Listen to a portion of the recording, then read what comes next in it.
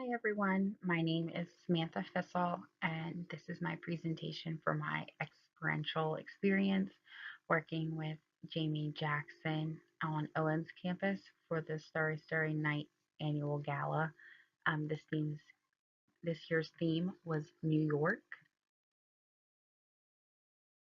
The annual Deltec Starry Starry Night Gala began in 1995 as a wildlife and art expo. However, in 5 short years, it took on a whole new entity known as the Starry Starry Night Gala. Um, each year, it's still the Starry Starry Night Gala. It just has different themes. Last year was Vegas. A couple years before was Italy, China, so on and so forth.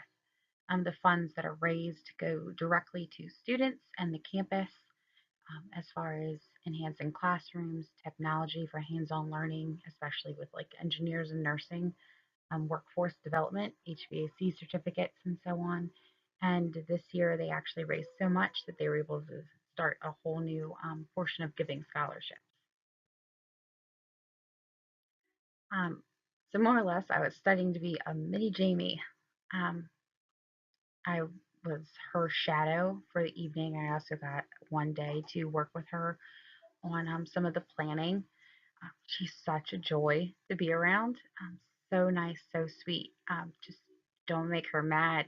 Um, she definitely takes her position seriously and knows how to effectively communicate when she's disappointed, but also effectively communicate when she's thrilled. She has great communication and management skills.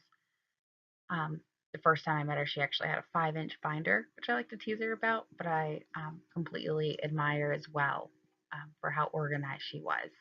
The photo shows um, my volunteer badge there, and that is myself. Jamie's in the center, and Kim Hutchinson, which is the co chair for the annual gala, is pictured to the right. Planning, planning, and more planning. Braxton.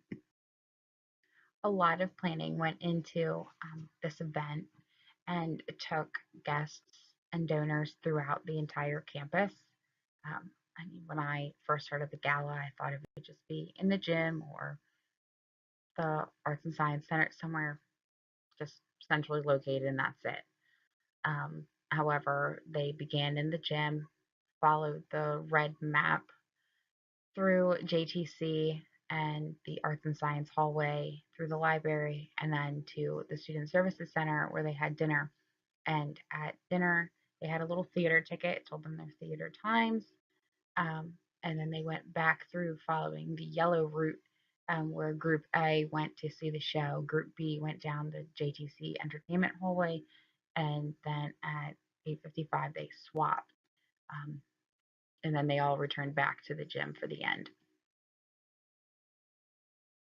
Each hallway had some sort of New York flair going on. There was the Brooklyn Bridge, a street vendor's hallway. One section was made to look like subways. They left the student spotlight because that is the whole purpose of the donations and the event.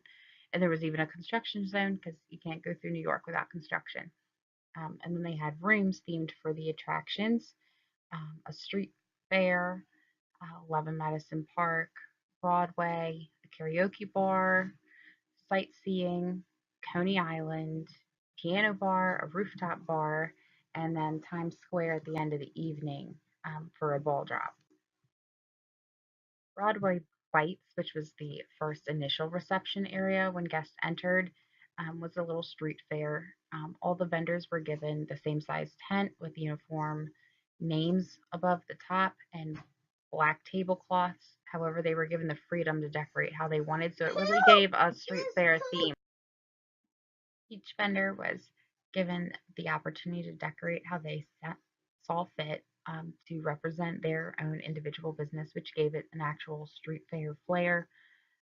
And then there was 2 open bars for cocktail hour, just because there's so many guests coming in.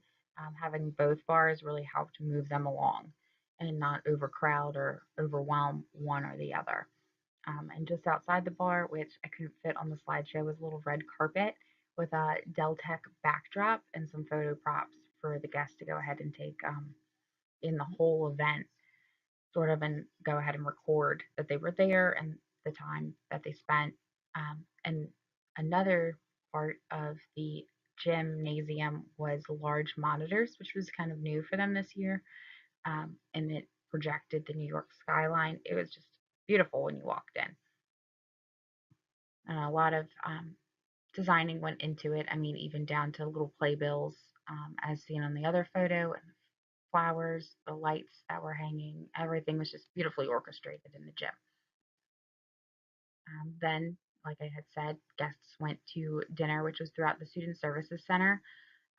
A lot of hard work went into the tablecloths, figuring out plates, chargers, centerpieces, so on and so forth. And then, as you can see above the plates for each table setting, there's the theater tickets. So that told the guests which showing they were supposed to go to and basically which group they were a part of and where they should go next. There was also student volunteers that were guides that helped usher them along and help them figure out where they were supposed to be. If you were part of the first group or the second group, I mean, you got to see the show. Just the first group went immediately from dinner to the Broadway show, and that was presented by Clear Space Theater Company, and they did a miraculous job. Then in the JTC entertainment hallway, there was Coney Island. It had pinball machines, a simulated roller coaster ride, beanbag toss, ring toss, a psychic reading, even airbrush tattoos for New York. A little bit further down the hallway was the Don't Tell Mama piano bar, which everybody loved. Um, if I'm not mistaken, this particular vendor has worked with us before. Um, New this year was a virtual reality New York sightseeing. I actually got to experience that, and it was pretty cool. The large monitor showed the rest of the room what you were seeing, but it really felt like you were there, having on the virtual reality goggles. There was also an Apollo Theater, which was a karaoke bar. They had a projector set up for the karaoke, another open bar, and an actual little stage for guests to get up on.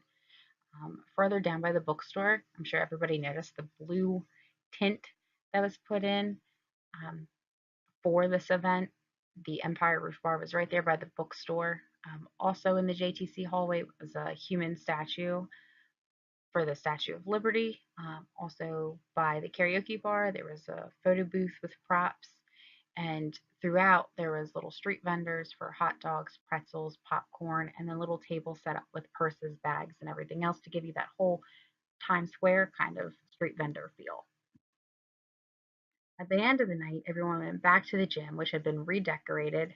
Um, Balloons, more mini cocktail tables, and then a wide open dance floor. There was the Funsters that performed for us, desserts and coffee. And then at 10:30, they went ahead and did a New York style ball drop where the glowing ball that's just above the 2018 in the photo was actually up a couple feet higher and it actually dropped, and four different confetti poppers went off, as you can see. It was really just a really fun night. Everything pretty much went off without a hitch, and it was just great to see so many people actually donating for the school. And being a student, I didn't realize that the school even did this type of event. Telling classmates in my money and banking class that I attend on Wednesday nights, they had no idea what the blue lights were even for, and certainly not what the event was for. So it was nice to be a part of that and be able to explain it and know that it was such a great cause. I definitely plan to attend future galas, especially not being a student and as an alumni. I think it'll be a great, completely different experience. Um, no matter how many photos I show or anything, it'll never give the gala justice. Um, there's a video on YouTube of the 2017 Spring Gala that was Las Vegas. Um, I'm not sure we can see if it'll play or not. It may not.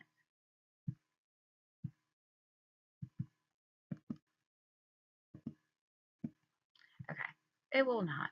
However, if you go on to YouTube and you just search for the 2017 Spring Gala after movie, right there. It'll go ahead and show you everything that um, takes place, the whole event, the open bars, the entertainment, the enjoyment, dinner, dancing, so forth. It's really just a wonderful night. Um, there really wasn't a whole lot to improve on. Actually, I was told at the gala that this was the first year in gala history that the event coordinator was actually able to attend dinner, which kudos to her because she put forth so much work and so much effort, and it was definitely great to know that she could sit back and kind of relax with that. Um, there was only just two snags. They planned to have a bus come when the guests were transitioning from the gym to the student services center, since it's literally on the other side of campus. The bus did not show as planned. Jamie was quick to thank, got over her walkie, and had told them to take campus vehicles to transport. And since it was such a beautiful night, there was very few people that actually wanted to have transportation, so that went off without a hitch. Another thing, though, was the alcohol is a little short than what was expected after the first open bar reception in the beginning. There was a need for more particular alcohol, liquor, and they had ran out and gotten it. And then again, as they were prepping, they realized that they needed another, a little bit more vodka and whiskey. I mean, it would have been fine without it. People just would have asked for it and wouldn't have had it, but that's not what the gala is about. The gala is about the full experience and giving everybody a night to remember and not a negative thing to remember. Um, Luckily, there was somebody that had already been pre approved for reimbursement from the marketing department, so he had run out. But admins couldn't. They said that they weren't allowed to purchase alcohol on the company card and they couldn't transport it in the vehicles, which is understandable for legal reasons. So my recommendation is to have a pre-designated runner because Justin was also volunteering as part of the bar staff that night, so it was kind of hard to pull him from that when he was one of the lead bar backs. And so have a designated person that's on the pre-approval list. And I mean, if it's anything like cups or plates, or I mean, Jamie did a great job. There really wasn't a whole lot. The alcohol was just kind of is mostly vodka that they ran out of, and that's kind of hard to foresee. So another recommendation is potentially when guests do register online to have like a little survey. One, that'd be good to rule out any food allergies or anything ahead of time, but also just ask guests their favorite drinks or liquor. Like, do you prefer vodka or rum? Or pick your favorite drink, Orange Crush, Malibu Bay Breeze, so on and so forth. That way they could probably better gauge exactly which liquors they need more of and go from there. After tonight, I bet she'll rethink her career choice. I couldn't tell you how many times I heard that one way or another. The answer is no. I actually thoroughly enjoyed seeing everything and knowing all the work that went into it. It was spectacular, and I can't wait to be a part of that. Jamie obviously didn't do it by herself. How could one person do all of that by themselves? But it was her management and leadership that got it to where it was. There's no way without Jamie that this event would have actually happened as smoothly and as beautifully as it did. She's a true inspiration for me. Even meeting her and her husband, they are just such nice people. I cannot emphasize that enough. But I was so honored to be a part of it, and I'm excited for my career and my future. And I hope that our paths cross in the future.